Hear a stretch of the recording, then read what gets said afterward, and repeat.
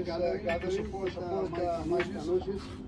He's organized to support us in Albany, and wish him best of luck.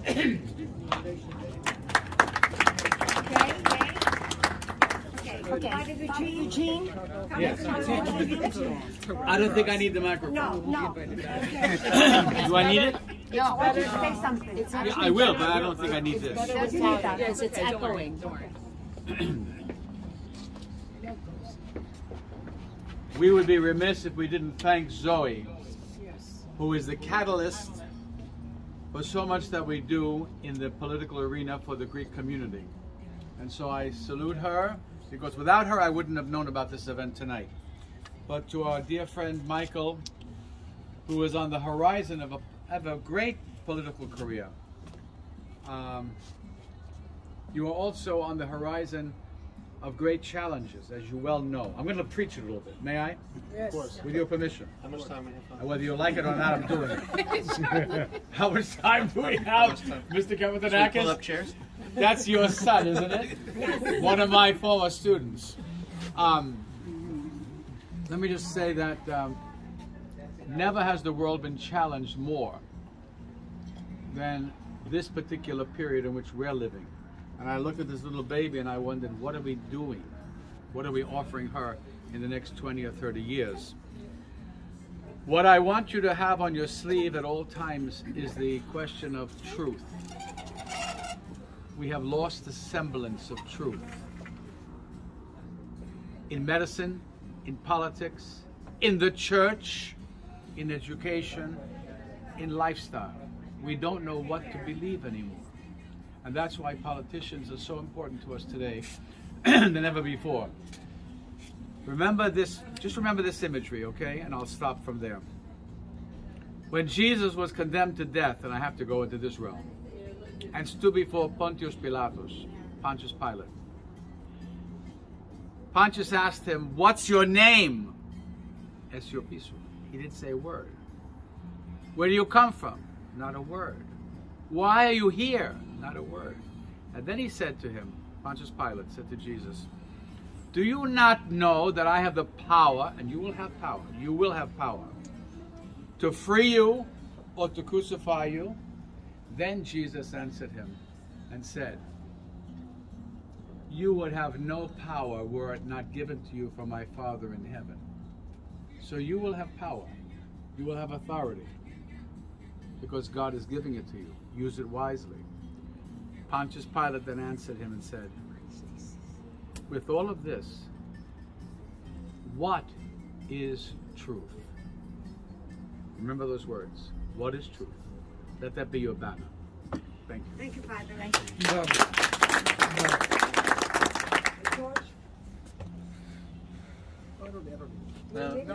Okay, now I would like to introduce to you our assemblyman, our favorite, Mike Tannousi. Thank you so much. First, I want to thank the Malafis family for opening up their home to us again, time and time again, every year. And I want to congratulate you on the new grandbaby that you have. I know I could tell by looking at her that she's a Republican. Bravo! From what I hear, she's been listening to Fox News when she's in the house, so that's a good sign. Congratulations, thank you for opening up your home. Zoe, my finance director, and we call her my finance director, although I assume she keeps moving up, so soon it'll be campaign manager, chief of staff. I think, you know, you do amazing. You know, I do amazing. You give me all these people that are here today. Absolutely, and you call me, you keep me grounded, you tell me what I should be doing, what it's really all about. And sometimes in Albany, you know, people get stuck in the politics of everything, and they get stuck. You know, you go up there. You know, I always knew the situation was bad. I was a prosecutor, right? I went from a place where there was no politics. It was the facts and it was the law. That was it. That's all you had. Then I left that job and decided to run for a seat where it doesn't matter what the truth is, right? It's almost as if the facts don't matter to these people. It's politics 24/7. So it took a lot of adjustment in order to acclimate to that type of environment. So, you know, when we speak on the phone, I feel like you keep me grounded a lot of times because you remind me what this is all about. This is about the people that help me get there, the people that want to have their families here. They want to have their property here. They want to have their businesses here. The people that fit the bill for all the crazy, crazy ideas that the majority in the Assembly and in the Senate and in the governor's office try to pass. You guys are paying the bill. They want you guys to pay the bill, creating an atmosphere where most people want to flee. Okay, it is a ticking time bomb.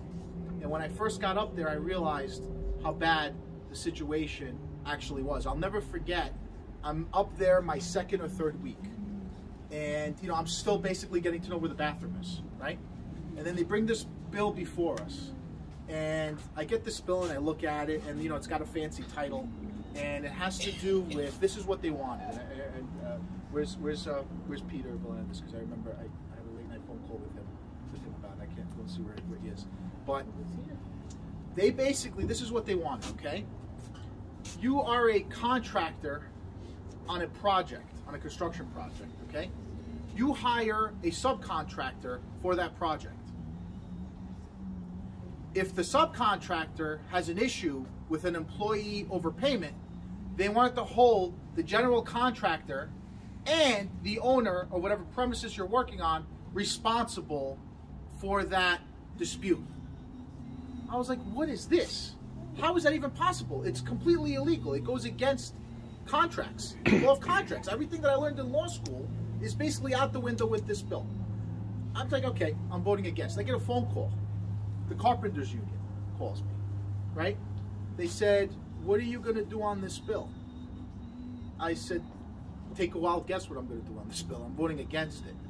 Well, we're supporting this bill. I said, well, I don't care if you're supporting this bill. I said, I don't even know who you are. And by the way, they supported my opponent, but I didn't get into it with them, okay? I said, I'm not supporting this bill. I said, I didn't come up here to get in with the unions or get in with the cliques or get in with this or getting with that person or this leader. I came up here because I had a job to do. My job was to fight for public safety, to fight for property owners, to fight for small businesses, to fight for families. Bravo. That's why I went up there, because what I saw was the line, right? It was basically a battle. It's the difference whether I stay here with my wife, have a family, right? Buy a house, have all the good things in life, or myself and my peers, the people that are around the same age as me, we all flee, right? We are at the last stand. The problem we're having in this state is that we have become, first of all, politics has become polarizing in this country, okay? It has become a situation where one side is all about control. They want to control you. They want to control what they're going to teach your kids in school. They want to tell you what you're going to do about your health care. The decision is not yours. The decision is theirs. They want the government to own all the buildings. They don't like the idea that private people own buildings. They want the government to own the buildings. One side is all about control, and another side is all about freedom. That's where I see the divide is now. This is the battle. And my friends, I have, as bad as I knew the situation was, once I got up there, I realized it's even worse. Okay, the socialists are controlling everything that happens in Albany because the Democrats are scared of primaries. Everybody from the speaker on down, they have to give something to the socialists. They have to give something to the socialists. And here's the problem, and I realized this when I got up there. I went up there with experience as a litigator, as an attorney, as a prosecutor. You look at those people that are elected by the socialists, they're 22, 23, 24, never had a job, right? Maybe if they had a job, it was 1 year out. Part of this movement, never had real responsibilities, don't have families, right? They're warriors in their own minds, and they're pushing an agenda that they know nothing about. They don't care where the money comes from, but they're really good at spending it. That's what they're about. That's the difference between them, and that's the difference with us. And that's the situation that we have going in Albany. And it's a very, very bad situation. It's a recipe for disaster. But there is some light at the end of the tunnel. All of you saw the election on Tuesday night. We won parts of the city that people never thought we were going to win. And let me tell you a little secret as to why. All these immigrant groups, right here, most of us are Greek, right? Considered an immigrant group. Asian Americans, another immigrant group. Russian Americans, another immigrant group, right? Indian Americans, any immigrant group that you can imagine, the ones that escape socialism, that escape communism, to come here, to buy property, to have a life for them and their kids, to be able to invest and have something here to build a better life, are now coming over to the Republican Party. Bravo. And that's where our future is. That's where our future is. Once we do outreach to these immigrant groups, which you already have, you will start seeing numbers and increasing for the Republican Party, and we have to take our state back.